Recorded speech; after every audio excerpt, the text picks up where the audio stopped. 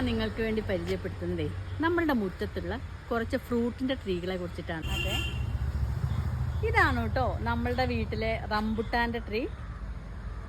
ഇത് 3 വർഷമായി കേട്ടോ നമ്മൾ നട്ടിട്ട്. ഈ വർഷമാണ് ഇതിൽ കായ ഉണ്ടായത് കേട്ടോ. ഒരു 2-3 കൊല ഉണ്ടായിട്ടുണ്ടായിരുന്നു കായ്കൾ. അതിൻ്റെ അടുത്തായിട്ട് തന്നെ ഒരു ചിക്കുവിൻ്റെ മരമുണ്ട്. അത് കഴിഞ്ഞ വർഷവും കായ്ച്ചിട്ടുണ്ടായിരുന്നു, ഈ വർഷവും കായ്ച്ചു കേട്ടോ. ഒരേ സമയത്ത് തന്നെ ആയിരുന്നു കേട്ടോ അത് നട്ടു വെച്ചിട്ടുണ്ടായിരുന്നത്.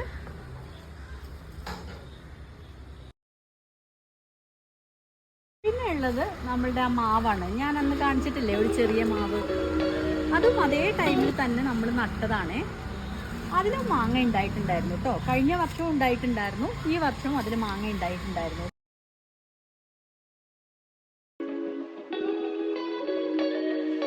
പ്ലാവാണ് കേട്ടോ.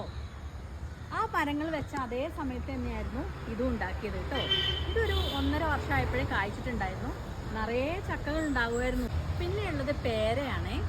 അതേ സമയത്ത് തന്നെയായിരുന്നു കേട്ടോ അത് നട്ടു വെച്ചിട്ടുണ്ടായിരുന്നത്. ഇതിൽ പെട്ടെന്ന് കായ വന്നിട്ടുണ്ടായിരുന്നു. ഇവിടെയൊക്കെ കായ്കളുണ്ട്. പിന്നെ ഉള്ളത് സീതപ്പഴത്തിൻ്റെ മരമാണ്. ഇപ്പം 2 വർഷമായിട്ട് ഇത് കായ്ക്കുന്നുണ്ട്. ഈ സൈഡിലും ഒരു ചിക്കുവിൻ്റെ മരവും കൂടെ ഉണ്ട് കേട്ടോ. അതിലും കായ്കൾ ഉണ്ടായിട്ടുണ്ടായിരുന്നു.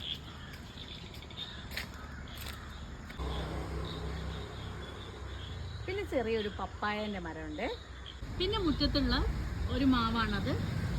ഇത് വേറൊരു വെറൈറ്റി മാവാണ്. അതുപോലെ തന്നെ നമ്മളെപ്പോഴും സംസാരിച്ചിരിക്കുന്ന ഒരു സ്ഥലമല്ലേ, അവിടെ ഉണ്ട് കേട്ടോ ഒരു മാവ്. അതിന് നാട്ടുമാവ് എന്നാണ് പറയുന്നത്.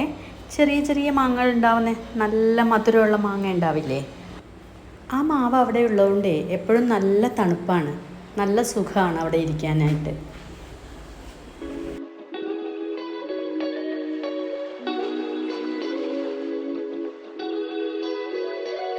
ഇത്രയും ട്രീസാണ് കേട്ടോ നമ്മളുടെ വീട്ടിലുള്ളത്. ഈ വീഡിയോ ഇഷ്ടമായിട്ടുണ്ടെങ്കിൽ please do like, share and subscribe.